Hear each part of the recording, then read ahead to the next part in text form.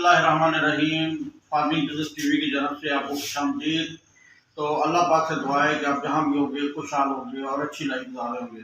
तो आज एक अहम पॉइंट था, क्योंकि फ़ौरन अपने मौजू की तरफ आएँ कि लोगों ने सवाल ये किया था कि हम डेयरी फार्मिंग कैसे कर सकते हैं।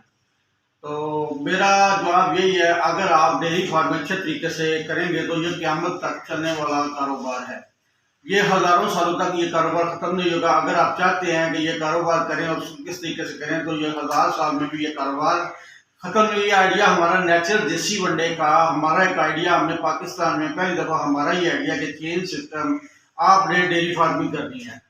चेन सिस्टम डेयरी फार्मिंग का मतलब ये होता है कि आपने ऐसी तरतीब जब डेयरी फार्मिंग स्टार्ट करनी है तो कम खर्चे से कैसे करें और ज़्यादा खर्चे से कैसे करें। तो अगर आप हमारे मशवरे पे चलेंगे तो आपको नुकसान नहीं होगा। ऐसा कारोबार है जो सदियों में भी काम नहीं होगा, क्योंकि हज़ारों सालों से लोग दूध का कारोबार कर रहे हैं, तो आज तक ये काम चल रहा है और ये ज़्यादा ही ज़्यादा हो रहा है।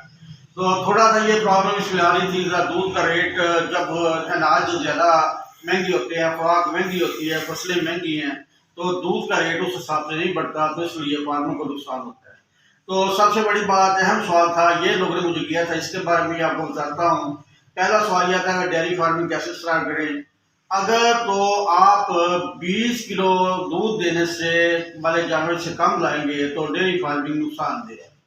आपने कम से कम क्रॉस जानवर जो गाय, कम से कम स्टार जानवरों से 10 जानवरों से आपने या 15 जानवरों से आपने चेन सिस्टम अपने कारोबार स्टार्ट करना है। जो हमारा आइडिया पाकिस्तान में दिया है, चेन सिस्टम डेयरी फार्मिंग का आइडिया पाकिस्तान में नेचुरल देसी वनडे की जानब से ये हम दे रहे हैं। इसमें 10 गाय या 15 जानवरों से आपने स्टार्ट लेना है। आपने हर महीने 2 जानवर खरीदने हैं, दूध वाले 2 ताज़ा जानवर खरीदेंगे, उनकी चेन सिस्टम बनाएंगे। उसका पहले मैंने आपको जवाब ये दिया है कि उसमें आपने जो है 20 किलो की क्वांटिटी को मुकर्रर करना है। 20 से 30 किलो वाली अगर गाय आप लेके आएंगे क्रॉस, तो वो दूध ज़्यादा देती है, क्योंकि दूध का रेट 200 के पास है। आप उसकी कैलकुलेशन कर रहे हैं तो आपको स्वयं प्रॉफिट होगी। अगर आप 5-6 किलो वाले दूध वाले जानवर लाएंगे तो आपका फार्म नुकसान में जाएगा। तो अगर आप 20 से 25 से 30 किलो वाले जानवर लाएंगे तो शहरों में भी ये फार्मिंग कामयाब है। पहले हम देखते थे कि ये फार्मिंग जो थी गाँव में लोग करते थे, उनका चारा अपना होता था। आपने हर महीने 2 जानवर लाने हैं ताज़ा। पिछले जानवर आपने टाइम पे गबन कर 3 महीने के अंदर अंदर आपका जानवर प्रेग्नेंट होना चाहिए। अगर आपका जानवर 3 महीने के अंदर प्रेग्नेंट नहीं होता तो वो आपका सुबह मारा जाएगा। इस वजह से ये नुकसान होता है। तो ये एक बेहतरीन मैंने मिसाल दी थी। इसके अलावा तो जानवरों के बारे में जो आपने पूछा था वो मैंने इसका जवाब दे दिया है। और इनको खुराक क्या देनी है, तो 3 किलो दूध के ऊपर आपने 1 किलो वंडा देना होता है। 6 किलो दूध के ऊपर आपने 2 किलो वंडा देना होता है। और जब 9 किलो दूध हो जाए तो आपने इसी तरह इसकी क्वांटिटी मुकर्रर करनी है। क्योंकि जो लोगों के सवालों के जवाब मैंने कंप्लीट इसमें अपनी वीडियो में इसलिए दे रहा हूँ कि बाद लोग नहीं पूछते जी वनडे का क्या बताया जी, हमने वंडा कैसे डालना है जी, हमने जानवर कैसे लाने हैं। पहले ही मैंने आपको एक तरतीब बता दी है कि 20 किलो कम से कम दूध होना चाहिए, तो फार्मिंग में आप तो लॉस में नहीं जाएंगे। तो ये आप आगे जाके खुराक का लोगों ने पूछा था जी खुराक क्या देनी है, तो खुराक का मैंने बता दिया है। जैसे ही जानवर का दूध कम होता जाता है उसका वंडा कम कर दिया जाता है। प्रेग्नेंट जानवर का वंडा और होता है, और ये जो दूध बढ़ाने वाला वंडा होता है ये और होता है। जब इस तरह का आप खुराक डालेंगे तो जानवर का ना ही दूध कम होगा ना ही आपको लॉस होगा। क्योंकि जब आप खुराक मुकम्मल देंगे, क्योंकि जानवर जो 30 किलो दूध वाला है ना, आप उससे अंदाजा लगा लेना जो एक कट्टा या बछड़ा ग्रोथ क्यों ज़्यादा करता है, उसको उतनी एनर्जी और उतनी प्रोटीन की जरूरत नहीं होती।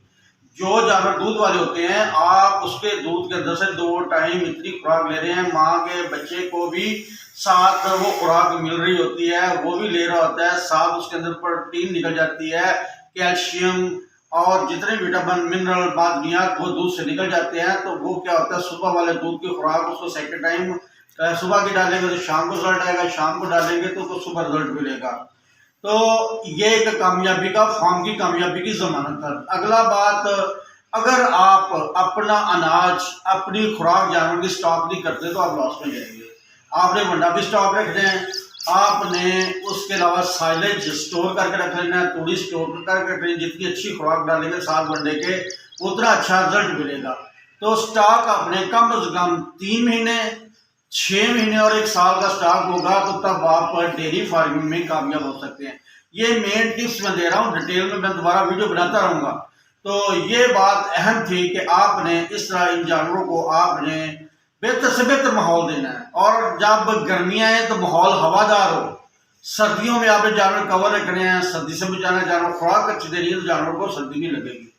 तो एक पॉइंट ये है, आपने डॉक्टर के खर्चे को कम से कम रखना है। ये अगला पॉइंट हमारा है डेयरी फार्म में। डॉक्टर का जो खर्चा है ना, वो बहुत ज़्यादा खर्चा फार्म पे बोझ बढ़ा देते हैं, तो इससे फार्म भी लॉस में जाता है। वो जानवर को प्रेग्नेंट नहीं होने देता। वो ऐसे ऐसे आपको वो एक्सपायर वो जो सीमन वगैरह रख के दे जाते हैं। तो बड़े फार्म मैंने देखे जो ऐसे तबाह हुए हैं, क्योंकि 3-3, 4-4 साल जब आपके जानवर प्रेग्नेंट नहीं होंगे, वो दूध नहीं देगा, तो क्या आपने लेना है वहाँ से।